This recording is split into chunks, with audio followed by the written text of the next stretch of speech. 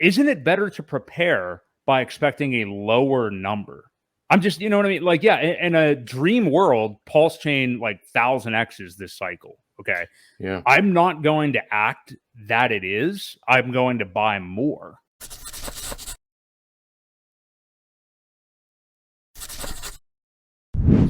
I want to call out a couple of people because I've been seeing this sentiment, and we have talked about this the last few weeks as well with the whole ETF thing and the suits coming into crypto that for some reason everybody is celebrating, which I know this was probably inevitable at some point, but still why crypto people are celebrating it, I really don't understand.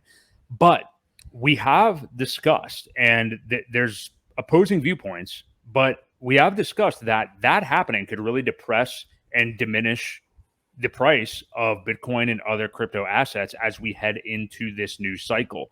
And sometimes people why would that happen? And it's because all of these entities buying up everything that they are right now to later, inevitably, what they're going to do is dump on all the grandmas and grandpas and dads and moms and all this stuff that are buying these Bitcoin ETFs. And, let's diversify and do, I'm feeling frisky this month. Let's do a 5% Bitcoin allocation. It's to dump on them eventually, coupled with the fact that we're already seeing clearly Bitcoin and other crypto assets diminish in value with each cycle. So that spiel is to get to something that Bob Lucas tweeted the other day. Love him or hate him. As far as Hex goes, he's definitely a troll. So, don't listen to anything that he says on any of that stuff. But I do like his 4-year cycle analysis. And I think he's usually right with what he's calling. He was calling the bottom basically and was right about it shortly after it happened back in November. And I think he's really good with the cycles, and 4-year cycles have proven to exist, but he talked about the strong possibility of a left translated 4-year cycle, basically meaning, and I know your friend Sami's been talking about this, there's not a lot of people, that's the thing, not a lot of people have been talking about this, which is why I think we should open our minds to it, to be careful and to prepare a little bit more, because there's still a lot of moon boys and a lot of moon math going on out there, of course, because it's crypto. But Bob Lucas was talking about in his latest video having some kind of a mediocre top for Bitcoin sometime in the middle-ish of 2024, like about a year from now, basically, like May to September, sometime in there in 2024. Maybe Bitcoin just getting to 80K or something like that, and not getting to that 6-figure BTC until later.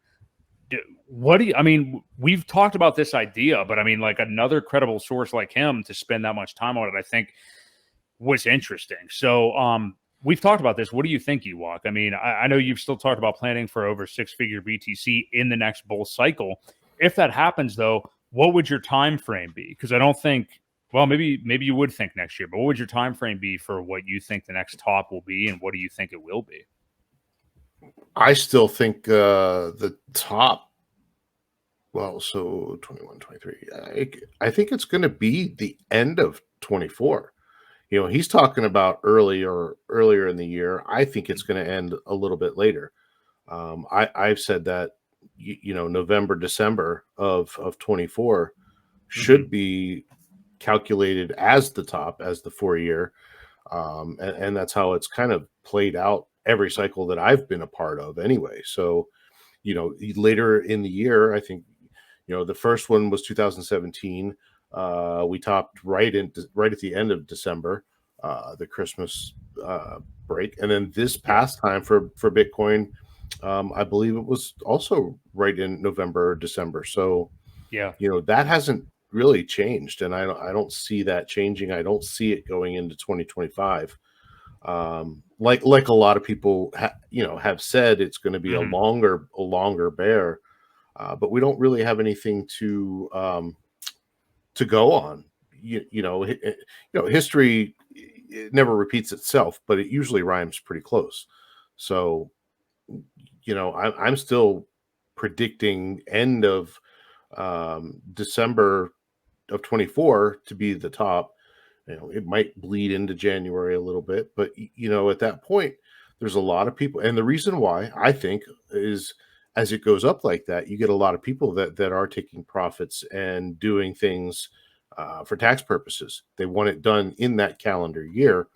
And that's why they usually top out. People make a sale or do whatever before the end of the year, so that it doesn't go on the following year's taxes and goes on the the one that they're going to be submitting. So, Yeah. just my opinion. Wouldn't that technically be so? You're saying like for to basically stick to what it's done before. I mean, wouldn't it be December of 25 though? Because if it's a 4-year cycle, like you said, November basically of 2021 was the, I guess we could say top, even though it was kind of a double top from April of 2021. But still, it was a new high for Oh yeah, sure. it was 21. You're right. You're right. Okay, so that is what you would mean. So like you would be looking like late I'm sorry. 25. Yes, December of 25. Sorry, I got my years. Well, It's been a blur. yeah, well, it definitely has, but also, like I just said, I mean, it was almost kind of like a double top in 21 too, and there was a lot more actually like bullish action in April for a lot of coins. So Right. of that year. So, still though, that would make 2025 if things continue to do if we see continued similar behavior, basically 25 as a whole could be a really good year.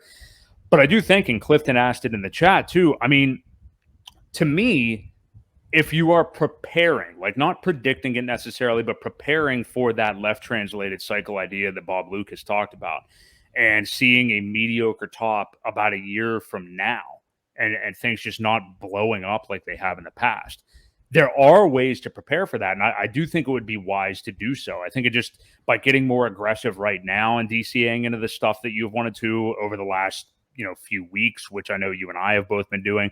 But also, I'll just tell you straight up something that I personally did over the course of the last year when I started thinking about this. And this is all this is all to whatever anybody wants to do, how you're going to sleep at night, what your goals are and stuff like that. But I used to like, just to be safe, have like an allocation to ETH in my portfolio and stuff like that. And I just wanted to get way more aggressive than that. So anything, Bitcoin, ETH, I'm just not interested in owning anything like that right now. But it's dependent upon your goals. I mean, like Sure. if you're more wealth preservation mode, or if you just don't care, whatever, you can get into whatever you want to. But I just think that those gains are slowing down, and we've seen enough cycles now, and products are coming out that are legit good products for the most part. Well, not for the most part, but they are coming out now to where you can put some trust in them a little bit more. So a lot of admin free contracts that have no keys, no backdoors, things like that. It's hard not to trust them, right? So yeah, and some of those returns are going to be a lot better. The only reason I still hold some ETH is obviously for end stake fees for Hex. yeah, right. So I want to keep buying a little bit of that just to prepare, so that I do have it when the price goes up and the bull market is on, and then it gets unaffordable.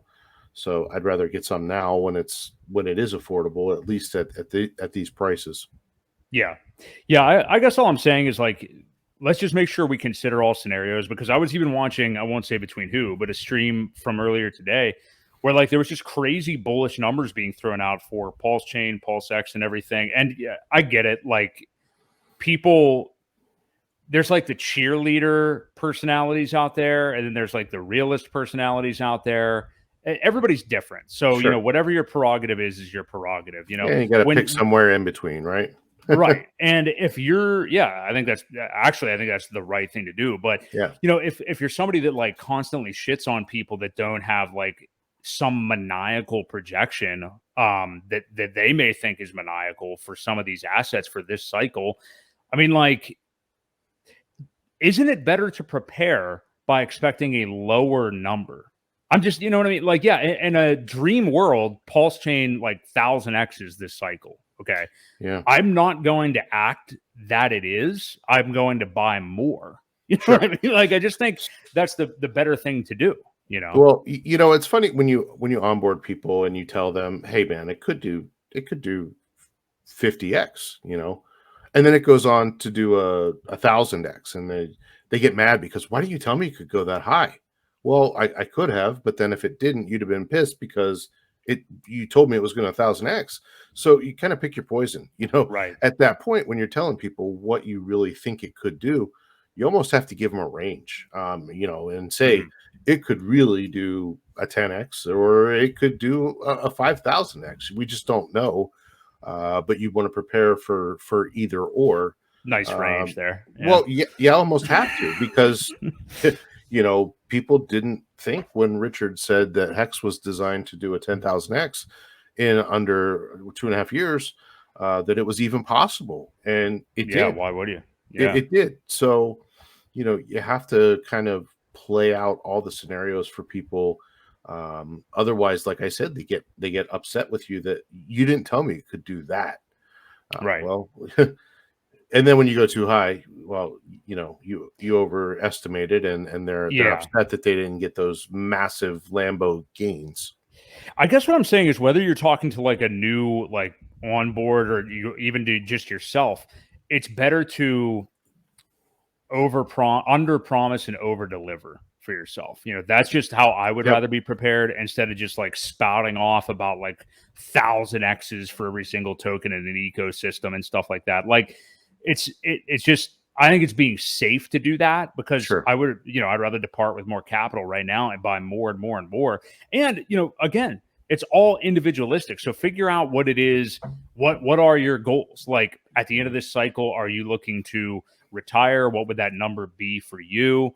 How much would you need to get there, and put that in? It's just up to you individually. So, it'll be interesting though. I mean, this is definitely going to be a crazy cycle in one way or the other. Just seeing all these entities coming into it. We're seeing more and more government people, folks in Congress fighting for crypto. It'll be interesting. So a lot of stuff in the pike here. Yeah. And I don't know if it's, I still think it's bearish for even BlackRock to get in. Once gold took on the ETFs, the funds that were tradable, look what happened to that price chart. It hasn't really looked good in a long time. So, right. Yeah. I just worry that something similar could happen to Bitcoin. But at the same time, when people realize that the gains are no longer there, will they move into other things, that could be good for the rest of the market too, that still want those outsized crypto gains, where you can't get them in the traditional markets. So